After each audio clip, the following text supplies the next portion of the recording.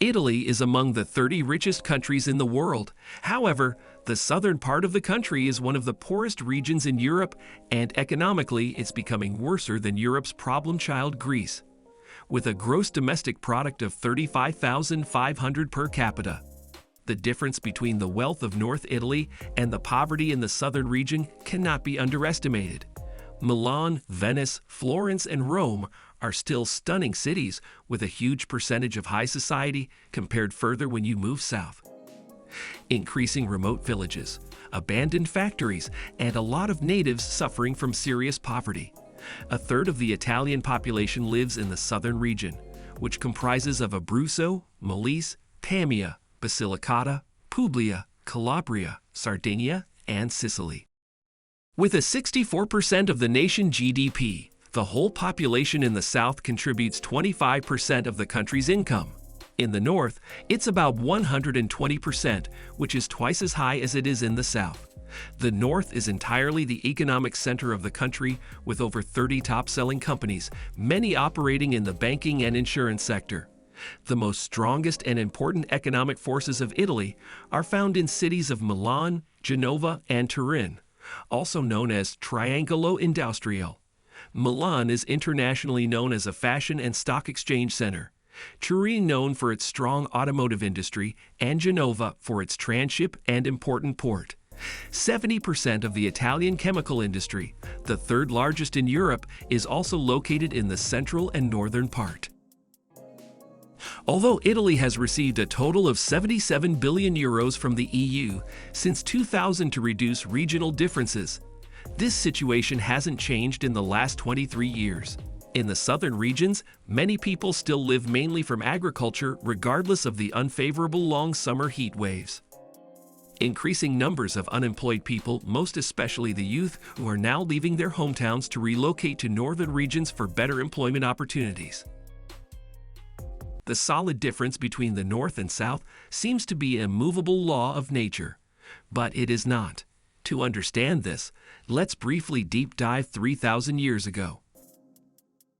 The southern region was characterized by its good climate, qualitative soils, and flourishing trade. Many tribes fought over the fertile soils, where agriculture and fishing were profitable. Hence, the first trade routes in colonial cities of Palermo Naples and Syracuse were introduced. Utterly without intending it, the Romans took the first step in the wrong direction, and this was the root cause of the decline of a promising region up to date. In the efforts towards agricultural progress, they accompanied their extension with large-scale deforestation, especially in the Mediterranean zone. Deforestation had negative outcomes towards agriculture. It led to less rainfall and drying out of the soil.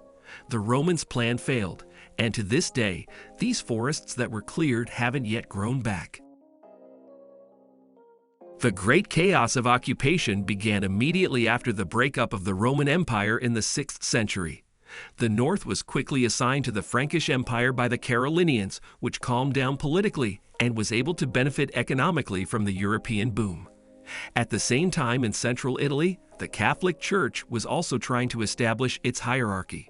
Both the Carolingians and the Catholics balanced the state between politics and religion, and in 880, their king Travelman was officially crowned emperor by the Pope and established a feudalistic system.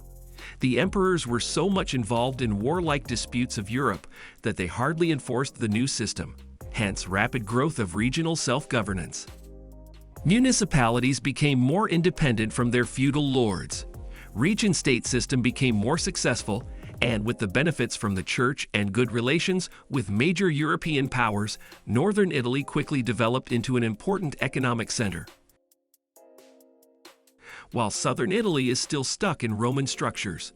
In the 11th century, when the feudal system is almost abolished in North Italy, it is just being introduced in the south. Then the southern Italy was ruled mainly by the Lombards, Byzantines, and the Arabs.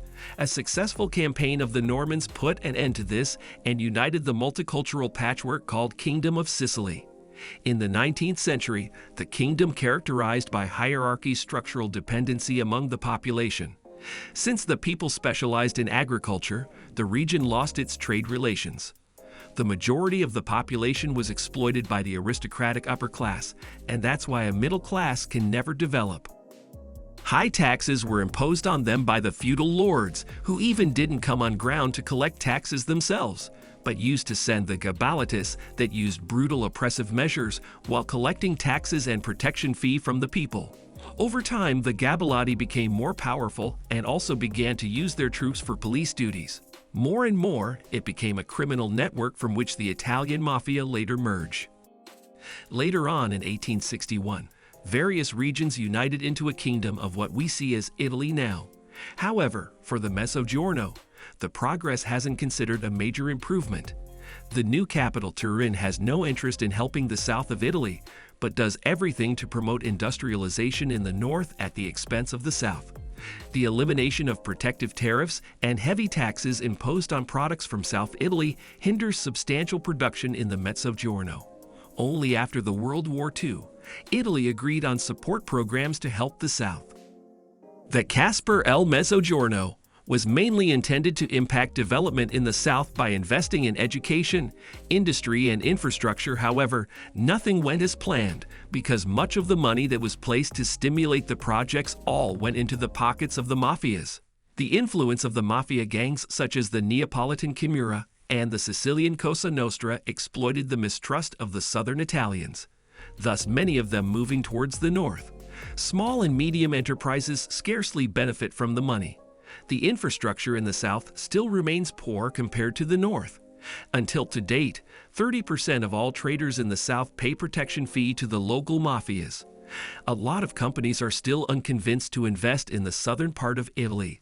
Statistically, you can same rank the north of Italy to Switzerland or Germany, but if it comes to the south, it's much like Portland that keeps dragging down the whole state of Oregon.